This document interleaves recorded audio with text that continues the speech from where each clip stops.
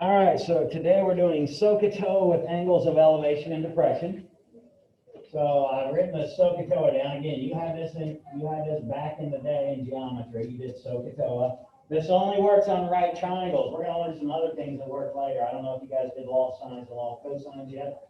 I used to teach in geometry. I don't know if they still do. But we are going to do this. So when you have a right triangle, the two sides that meet at the right angle are called the legs. They're called the legs of the triangle. And then you need to know that O is opposite, H is hypotenuse, and A is adjacent in SOH CAH TOA. So what that means is, first of all, you should always know where the hypotenuse is. The hypotenuse is always opposite the right angle. So whatever the right angle opens up to, that thing opposite of it is always the hypotenuse. So there's something, if you need to write stuff down, if you know this stuff, great. If you don't know, you should write what I'm telling you down right now, because my first class yesterday didn't know this stuff. So we are always going to use SOH, CAH, or TOA to solve for a missing part. How many letters are up here in SOH, CAH, and TOA individually? 3. So that means you're going to be given in your triangles, and all the information you're given, they're going to give you at least two out of 3 parts. And you're going to have to find the other missing part. Now, if you do the back side of that first sheet, they're giving you the same amount of stuff, but they want you to find all 6 parts of the triangle. In other words, all the angles and all the sides. So if you want practice, that'll give you some practice, which you did back in geometry. We are going to do story problems, where we're going to have a right triangle in every story problem, and you're going to have to find only one part of it usually. Sometimes they ask you 2 different questions, but mainly just one. So you're probably going to have to find one part. The hardest thing here is drawing the triangle and the parts correctly on the triangle. Okay? Drawing where the things go correctly.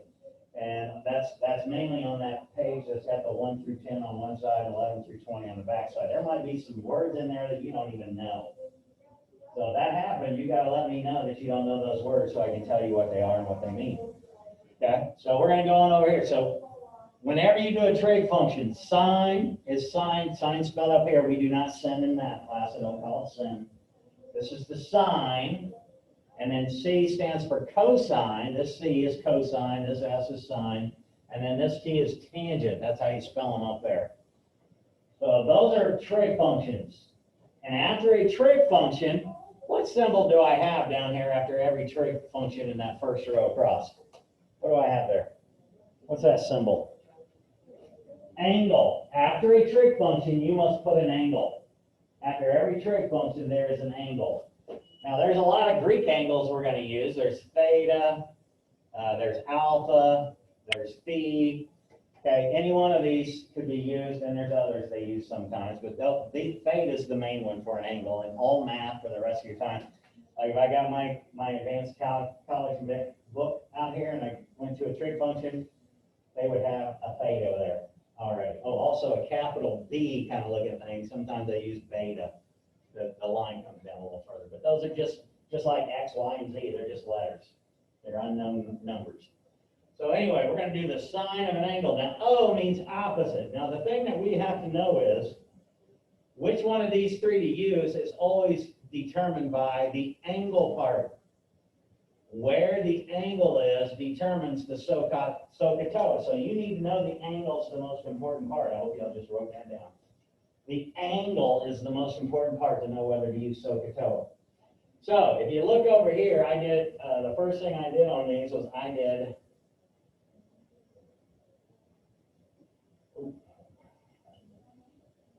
Trying to get a different color here. I did angle A all the way across here. So if I do angle A, I'm talking about this angle right here. This angle down here where this capital A is. Capital letters are angles, smaller case letters are the sides. So when I say angle A, opposite is the side it opens up to. So what does it open up to? What's opposite of angle A? Little a, or segment BC. So this is opposite. This would be the opposite leg from A. Adjacent. Does anybody know what the word adjacent means?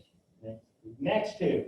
So it's the side next to A, but it can never be the hypotenuse.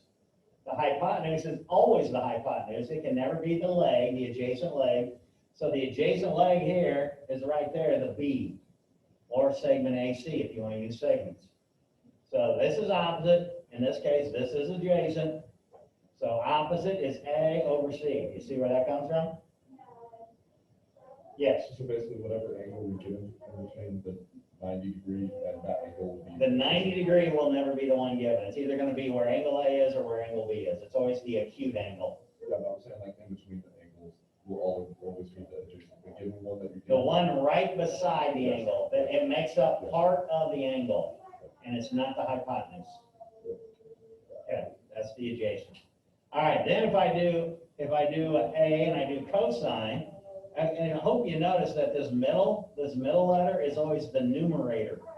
It's always the numerator of this fraction over here on the right, because trig functions are basically ratios, which means fractions. Trig functions are fractions of how triangles relate to each other. So this says the cosine is adjacent over hypotenuse. So if I do the cosine of A, the adjacent is still the B, the opposite is still the A. So I'm sorry, I said adjacent. This is hypotenuse on the bottom, which is C over C. My bad, I think I said that wrong. So the sine of A is opposite over hypotenuse, so that's A over C. Cosine is adjacent over hypotenuse, so that's B over C.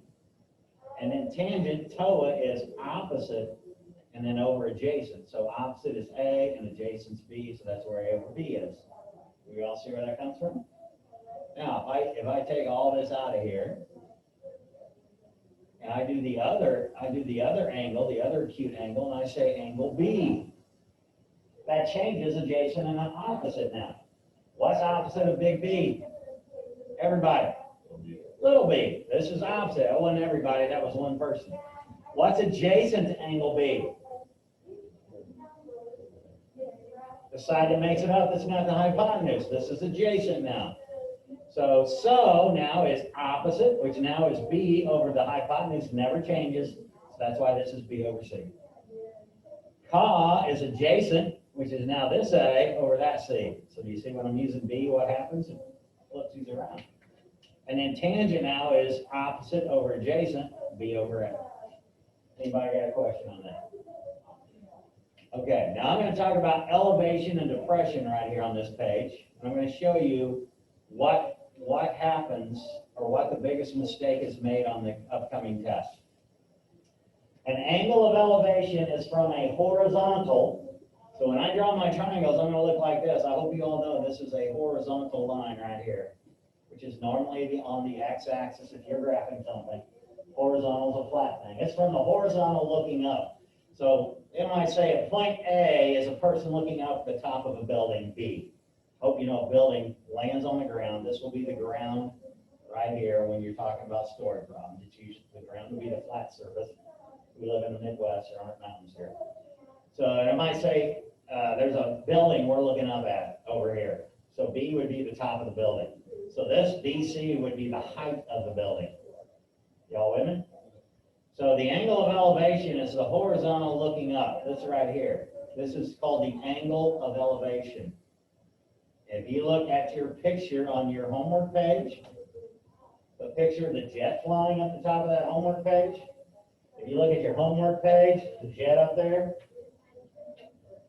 that shows you the angle of elevation. Y'all see it right there? Yeah. Now here's the biggest mistake made. Sometimes they give you the angle of depression. And people put it at right here. They put this right here as the angle of depression. If you do that, you're going to miss this problem. Angles of depression never go inside your triangle. Angles of depression do not go inside your triangle. You're going to get a show me you just heard what I said in a couple minutes. Angles of depression comes from a horizontal line up above going down to the hypotenuse. Elevation is going up to the hypotenuse from the bottom, and you have to put an extra segment in here. Use red. You got to use it. Oops, that's not red. You got to use an extra segment that's going straight ahead. This thing.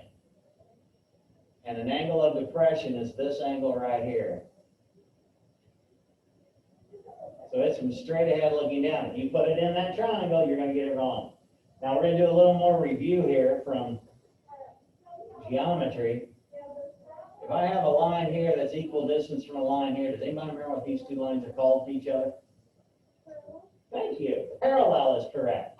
So this line and this line are parallel. Does anybody remember what we call a line that goes through these two lines? Anybody remember what that line's called? Starts with a T? What? Did you say something? Yeah, it starts with a T, and then there's an R. What? A transversal, that is correct. You remember that we had a whole bunch of theorems back in geometry that said two parallel lines cut by a transversal, and there were a whole bunch of different things that were congruent. You remember that? And then there were some of them that were supplementary, like consecutive interior angles or consecutive exterior angles. Remember all that? Yeah? All those rules hold true. So if you know this, it's going to help you. Now, what is there about this? What is this angle right here called compared to this angle right here? What are those called? Alternate interior angles. They're interior because they're inside parallel lines, and they're alternate because they're on opposite sides of the transversal. Okay? Alternate interior angles. Anybody remember what they are to each other?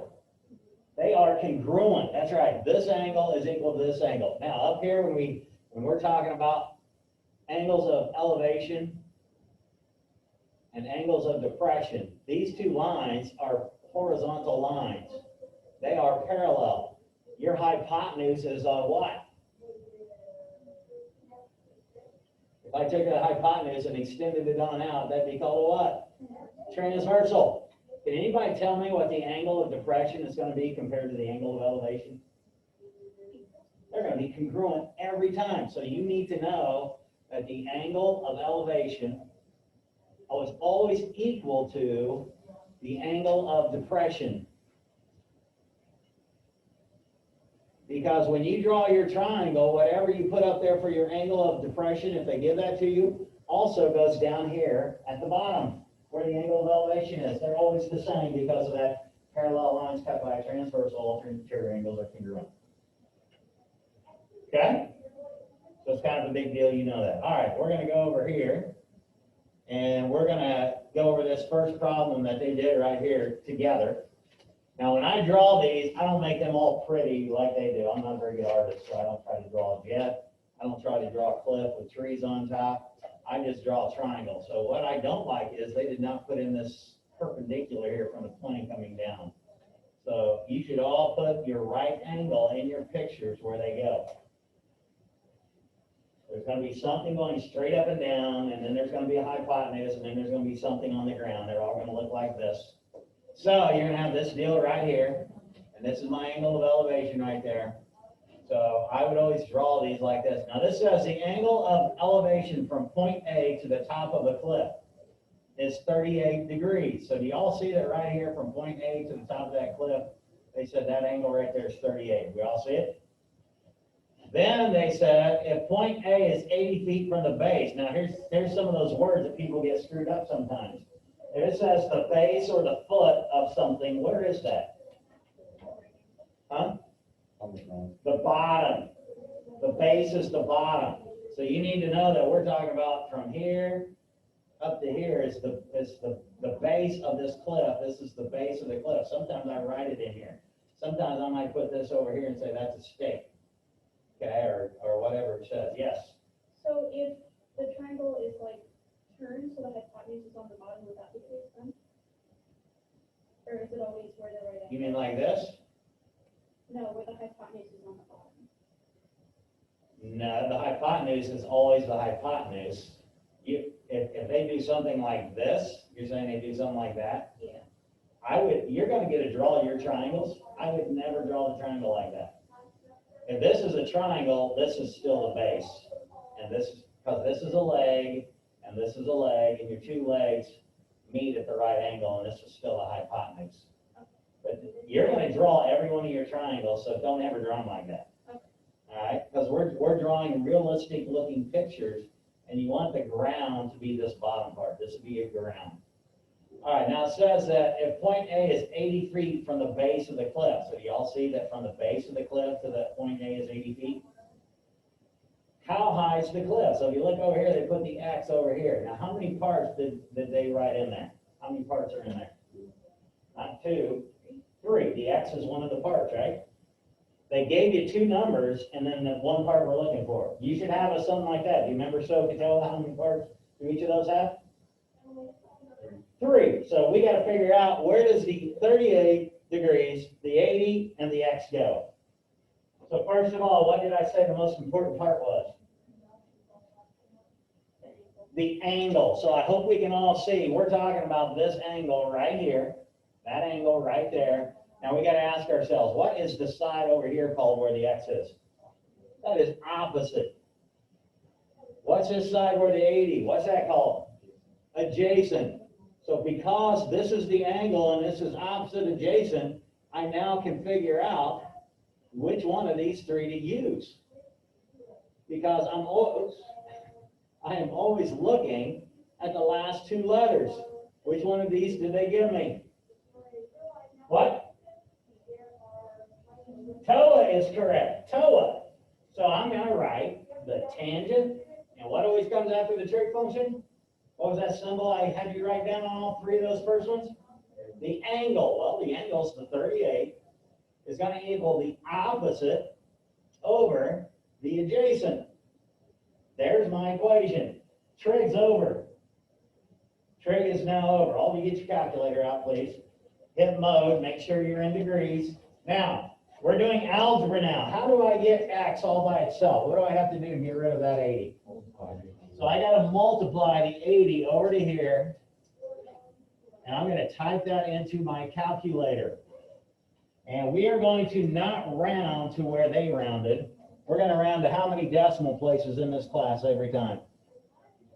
Somebody remind me. How many decimal places? How many? What did we round to all last semester? How many?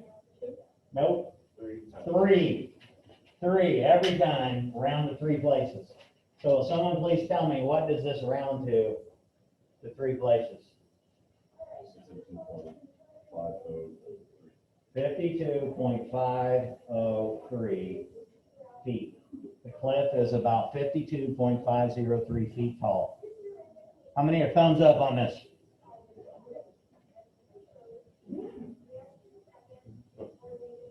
You thumbs up? Michelle? All right. Yes. Huh? I said 62.